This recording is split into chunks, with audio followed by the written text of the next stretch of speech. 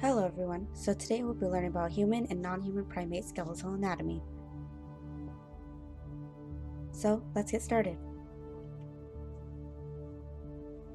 We're going to start off with some vocabulary.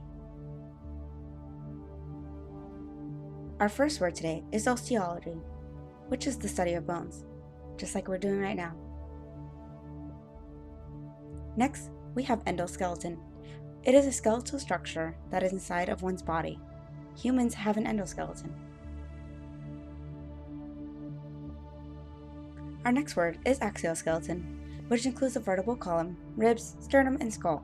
This is the base of our skeleton right in the center and protects all of our vital organs, like our lungs, heart, kidneys, and other organs as well.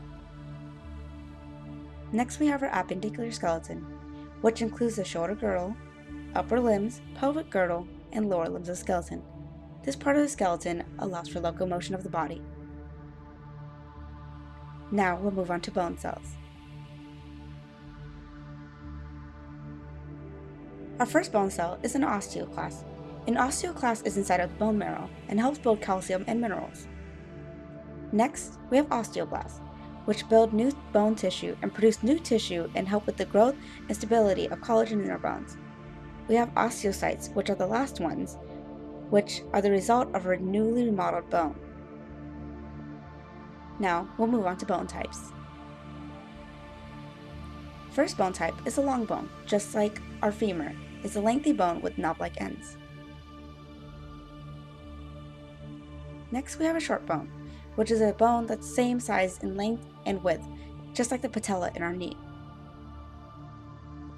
Next, we have a flat bone, which is pretty self-explanatory by its name, just like the sternum that protects our heart in the middle of our ribs. Next, we have irregular bones, which are bones with an irregular shape, like our pelvis. We will now look at non-human primate versus primate skeletal traits.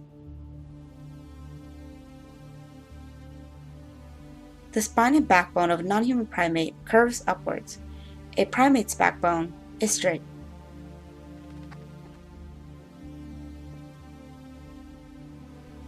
The phalanges.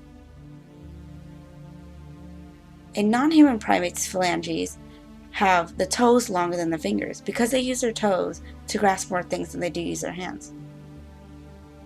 As for primates, our fingers are longer than toes because we use our hands more often to grab things.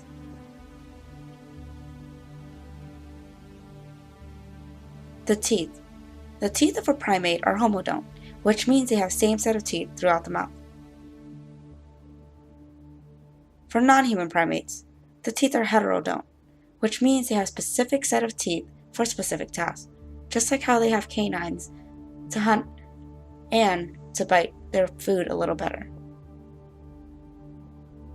The skulls of primates are round.